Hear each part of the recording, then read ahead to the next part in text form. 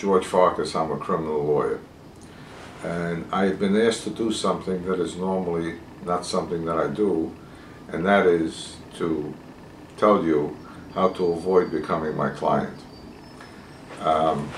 It's actually, I guess, one Jew helping out other Jews and trying to get them into a situation where, by their behavior, they don't suffer either embarrassment or loss of liberty by going to jail, or loss of money by having to pay fines, and all kinds of other bad stuff that happens if you're charged with a crime. So the obvious thing that I could tell you is don't commit a crime, and this way you'll never see me in a professional way. But there are more nuances that I think you should be aware of, especially in the Jewish community. When you are torn between proper conduct and who to listen to and how to conduct yourself, as a general principle, laws of the community don't conflict with the laws of society. But sometimes the people that you listen to will give you advice, or you will hear things that somehow or other, coming from somebody of high standing, you give it more credence, and accordingly you act. And then you may end up with a problem. Let me give you some examples from previous cases that I've had. If a high-ranking member of the community, who is highly regarded, who asks you to do certain things involving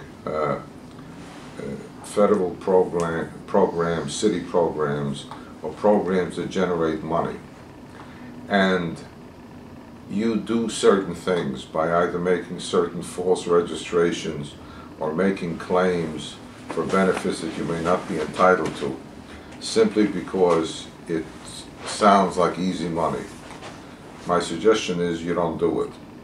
And the reason is as follows.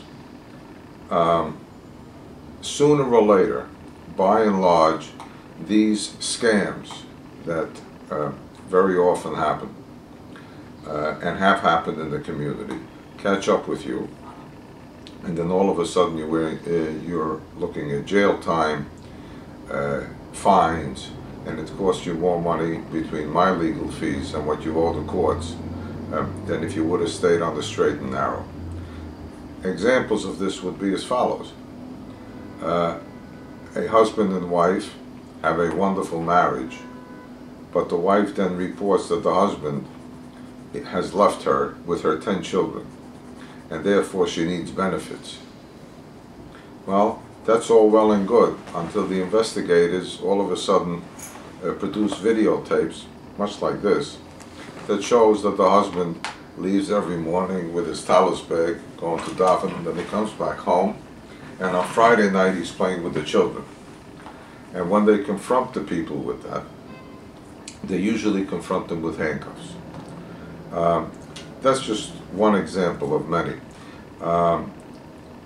Certainly there are other ways that you can get into a problem by listening to the wrong people.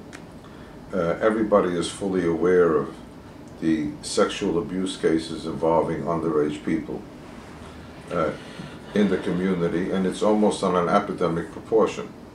Now, I don't think that the Jewish community has the corner on this market. All communities have the same problems. But the Jewish community, unfortunately, is held up to a very high standard. And whenever that happens, it always makes the newspapers. Growing up in a very strict and a very structured atmosphere at times may lead you to try to experiment with alternate ways of communicating and interacting with people. Just be careful that whatever you do, you are comporting with the laws of society at large, and that you don't take things very lightly, such as the word of possibly a seemingly influential individual who may have their own personal issues. I don't want to give you any specific examples of that because that would be invading the privacy of certain clients.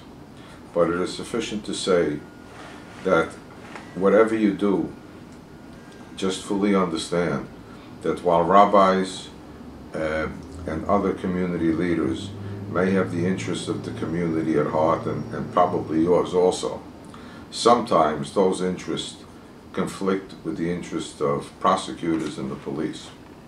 And at the end of the day, given today's tenor of the times, the society at large is going to trump the interests of the people, the influential people in the community, and you're going to have to be answering to them. As far as I'm concerned, I can't tell you much more about how to avoid being my client, other than acting as normally and in as good faith as possible. But if there is one guideline that I can tell you, is that if it sounds too good, if it sounds too easy, stay away from it, because generally speaking, it's going to get you into some kind of trouble.